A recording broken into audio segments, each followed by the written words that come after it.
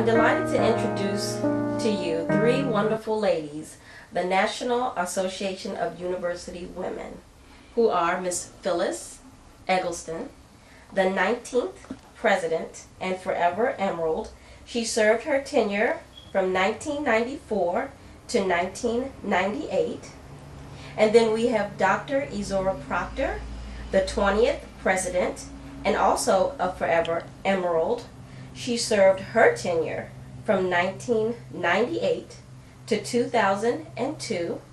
And last but not least, the President, Dr. Lenora Gall. She is the 21st President who is currently serving her tenure 2002 through 2006. Hello, ladies. Hello. Hello. I want to start off the discussion with talking to Miss Eggleston, the 21st President, and the acquisition of the house. Miss Eggleston, can you tell us a little bit about NAUW and acquiring the house and how that came about? Oh, I would be happy to, Lisa. It was at our convention in 1992. We were in St. Louis, Missouri, and the membership voted a mandate. They issued a mandate that we should acquire our own property to serve as our national headquarters as soon as possible. At that time, Ruth Corbin was our national president, and she lived in St. Louis. As I served as one of her vice presidents, she asked me to help. She asked me to set up a committee for acquisition of property. That was done, and I made many trips from Philadelphia to Washington to search for property. Of course, I could not do that alone, and I involved some very able people to assist me. One person was Lillian Ross. We considered her our site manager, and she was able to find a broker by the name of Ruby Brooks, who worked very closely with us. She knew what we wanted, she knew how we wanted to use the property, and she kept us abreast of property available. And on every trip that I made to Washington, I brought a member from Philadelphia along with me. And we searched and we searched until we found the house that was right for us.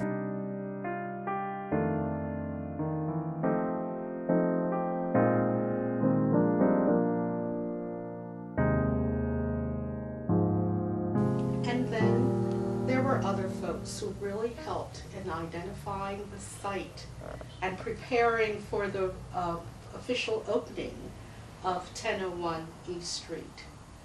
People like Audrey Johnson Thornton, who was the National Fundraising Chair. Margie Newman, who came to Washington with me on visits in attempting to identify the site. So there were many folks. Well, since Billy has started the name calling, perhaps I need to continue. Yes, Paulette served as the building fund chairperson under my administration, and she was the individual who also organized the mortgage burning ceremony. She organized it, and she also expedited it, and it was beautiful. Also, Audrey Thornton served with me as a committee. Phyllis, you also was on that committee. Lillian Ross, who was the property manager, served with me, and she was my contact for the house in Washington, D.C., because you see, I live in Crawley, Louisiana. And so you need some arms, some hands, some feet here in Washington, D.C. to do all the things that need to be done from day to day. I made many trips to Washington, D.C. But even those trips were not enough to do everything that needed to be done. Sandra Smith has served extensively in doing the day-to-day operation here at this house.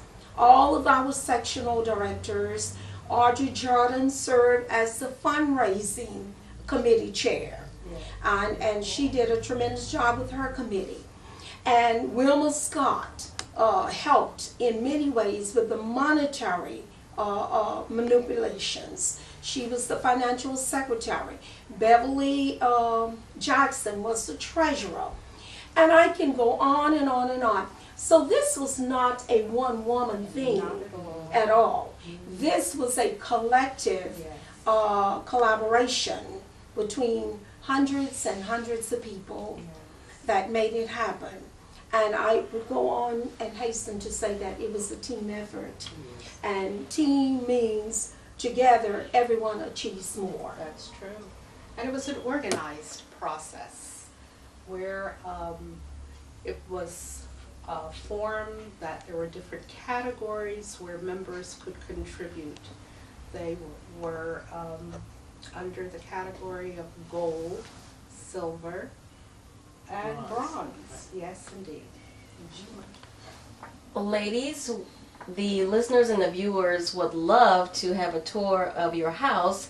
But before we get the tour, I want to talk to Dr. Gall, who is the current president. Began her tenure in 2002, and now it is 2006. Dr. Gall, you gave us a little information about the incorporation of the two presidents, the Forever Emeralds, and getting the house, acquiring the house. Could you please tell us about your continuing with the flame? Certainly.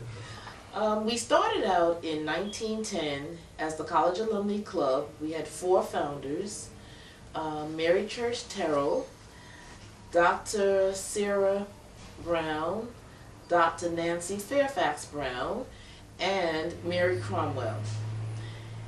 And they were really brilliant women. And we grew from one alumni club, from the College Alumni Club, into, in 1919, when the call was extended, to the Baltimore branch. That was the first branch that accepted the call to organize. And as a result of that branch beginning, the ladies started to talk about really branching out, because we had members from all over the country. And they said, we really need to start a national organization. And so in 1923, right here in Washington, D.C., we held our first national conference.